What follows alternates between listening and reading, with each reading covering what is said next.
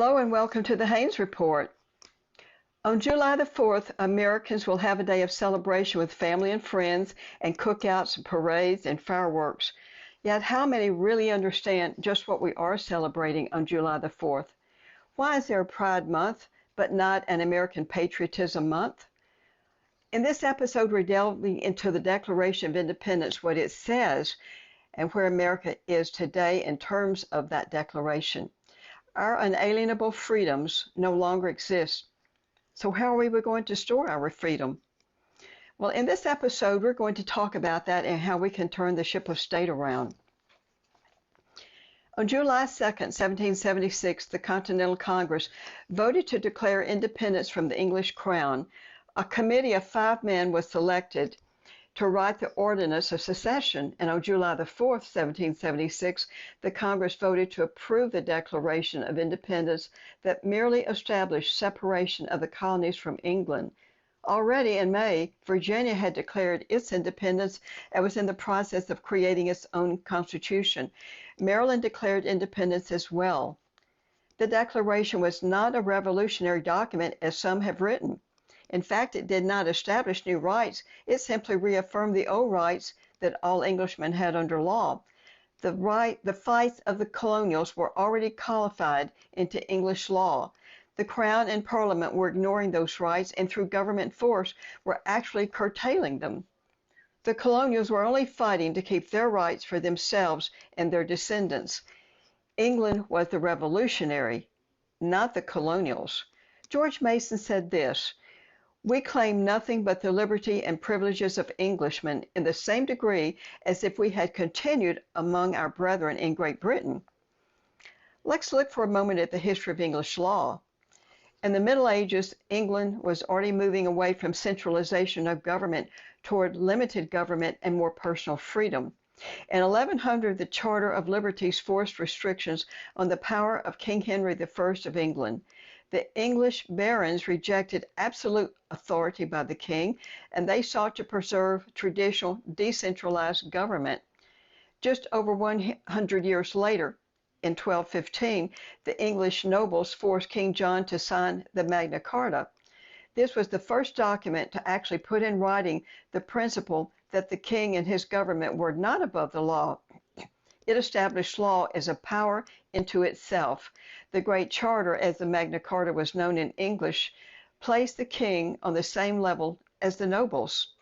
The Charter also resisted the trend towards centralization of government. As is usual with ruthless rulers, more powerful English monarchs simply ignored the Magna Carta, but several of its provisions became the thesis of English common law, including the writ of habeas corpus. Now, this is Latin for "show me the body." It meant the accused person had to appear before the court. Our founders wrote this fundamental right into our Constitution in Article 1, Section 9. It protects against unlawful and indefinite imprisonment. It is this fundamental right that has been suspended in the case of most of those who were accused as January 6 insurrectionists. This constitutes political persecution. When civil war erupted in England in the 1600s, the Parliament asserted its authority to drive English law and policy. In 1688, they expelled King James II, and they forced the new monarch, William of Orange, to sign the English Bill of Rights. This document condemned James II for violating the rights of Englishmen, called Laws and Liberties of this Kingdom by the Parliament, and it placed restrictions on the powers of the monarch. It was essentially the English Bill of Rights that Jefferson incorporated into writing the Declaration. When Jefferson listed the various rights that King George III had violated, he was following the very same English tradition put into place by the English Parliament. Jefferson adapted these abuses to rights to American circumstances. This formed our conservative American tradition. George Mason, in the Virginia Declaration of Resolves, asserted this: "All men are by nature equally free and independent and have certain inherent rights, namely the enjoyment of life and liberty, which the means of acquiring and possessing property and pursuing and maintaining happiness and safety." You notice that it says specifically possessing property. Jefferson borrowed Mason's text, but he shortened it a bit in his original draft of the Declaration to this: "We hold these truths to be sacred and undeniable, that all men are created equal, that they're endowed by their Creator with inherent and inalienable rights, that among these are life, liberty, and the pursuit of happiness." By equal, Jefferson meant this: that all citizens or freeholders are, as Mason wrote, born equally free and independent under the law. We see this earlier in England when the barons asserted their legal equality with the Charter of Liberties and King Henry I in 1100 and the Magna Carta and King John in 1215. So Jefferson's philosophy was not new. He just simply shortened Mason's language, which he borrowed from John Locke's 1689 publication, Two Treatises on Civil Government, to say this: to life, liberty, and the pursuit of happiness. It was understood that Jefferson viewed that happiness was property and safety. After establishing in the Declaration's preamble the basis for the existence of government, and then listing how the Crown had violated all of these English rights, the Declaration states this, and you'll recognize this paragraph: that these united colonies are and of right ought to be free and independent states, that they are absolved from all allegiance to the British Crown, and that all political connection between them and the state of Britain is and ought to be totally dissolved, and that as free and independent states they have full power to levy war, conclude peace, contract alliances, establish commerce, and to do all other acts and things which independent states may of right do. The colonies would become, quote, free and independent states, no longer subject to the authority of the mother country, but these free and independent states were going to be on equal footing to the state of Great Britain. And note that Jefferson used the term state and not country, state of Great Britain. So in a nutshell, the 13 colonies were now 13 independent states that were free from England and free to form their own governments. They were not bound together as a nation. They did not become a nation on that day, but they were unified solely for the purpose of defending themselves against invasion by the British. Jefferson used the term United States, and he used it with a small u and a capital S, or the term States United, again, capital States, small u, United. Always the U when he was talking about united. The United Colonies became free and independent states. So we can see now the historical lie that July 4th was the birth of the United States. It was not the birth of the United States, or it was not the birth of a great nation. That did not happen on July the 4th. The Declaration of Independence created nothing except the secession of 13 colonies from Great Britain, and that each of these colonies would form its own nation. The free and independent states ultimately formed a union under the Articles of Confederation and later the Constitution, but never was it called a nation. Future states would come into the Union the same as the original 13 states. Neither the Articles of Confederation or the U.S. Constitution of 1787 changed that relationship between the states. The Constitution ratified in 1788 would delegate only specific enumerated powers, dealing primarily with defense, foreign commerce, and regulating trade among the several states. The states themselves insisted that all other powers were going to be left reserved to the states respectively. This was acknowledged in what would become the 10th Amendment of the Constitution. We usually call it the Bill of Rights. The 13 states created their own nations, and they went forward to become a plural union, not a singular nation under the Constitution. Prior to the defeat of the South by Lincoln's invading armies, the people of the United States, with a small u, would refer to the Union in the plural, as in the United States were, or the United States are. They did not say the United States is or the United States were, meaning it was singular. They always referred to it in the plural.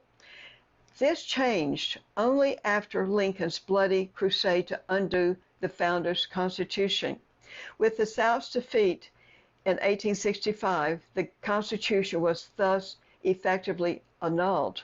The right is recognized in the Declaration of Independence to alter, abolish, or throw off a government that was no longer desired, was crushed under heel, and the precedent was set establishing that the government in D.C. is now, by virtue of the mere notion that might makes right, supreme in all things. This happened beginning in 1865. It was no longer delegated to only the 17 specific powers delegated under the Article 1. Again, it was no longer relegated to only the 17 specific powers delegated under Article 1. That's important to remember because today the states refrain from challenging federal authority, and they view themselves not as free and independent states united for mutual protection, but more like provinces. You might even say today's colonies, and they view themselves as part of an all-powerful parent government, the very thing that July the 4th celebrates for dissolving from England. This parent government resides in Washington, D.C. today rather than in England and London. We just simply swapped out one for the other, one dictator for another. On July the 4th of every year, Americans gather to shoot fireworks, eat barbecue, listen to patriotic speeches, and celebrate the birth of their country, unaware that the Union, our founders, was laid to rest at Appomattox Courthouse in 1865 with the surrender of General Robert E. Lee. The Founders Union was altered through an act of violence, bloodshed, and subjugation of the South, and its stated purposes for existences in 1788, when the Constitution was ratified, was dealt a death blow at this point. The government and country as it was founded really don't exist anymore. In the Gettysburg Address, Lincoln stated that a new nation had been conceived in liberty. He was claiming that the United States had been created as one centralized nation rather than a union of 13 independent states as our founders intended. Lincoln's promise that, quote, this nation under God shall have a new birth of freedom, signaled that America was founded with limited government and states' rights had been swept away, and a new all-powerful centralized government had now taken its place. That is the government that we live under today. So what can we do? There are enough people in this country who want to stop this woke agenda, and they want to restore our founding principles. There are enough that there are tens of millions. We can do this, but it's going to take more than talk and sending out emails. We have to step up and we have to take the lead.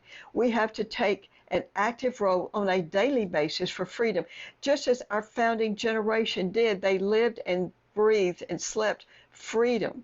They fought for it. They lost their lives. And if they didn't lose their lives, many of them lost their property. They lost other family members. Let's start by celebrating not just one day on July the 4th, but let's celebrate the entire month of July as American Patriotism Month. The month of July, we can have nonstop gatherings of family and friends. Knowledge is power among these wokesters and their radical agenda. So throughout the month of July and beyond, let's set up gatherings to educate Americans about our founding principles. Let's study the Declaration of Independence and the Constitution and read the Federalist Papers. You know, learning about colonial culture is really, really great fun. Have barbecues and dance colonial folk dances and sing colonial songs. Make some of the simple colonial musical instruments and play those at the party or other gatherings. You know, this is a wonderful, really a great way for children to learn about our founding principles and our documents and about our culture. Children love to dress up, so help them research and find photos of colonial dress and create their own versions.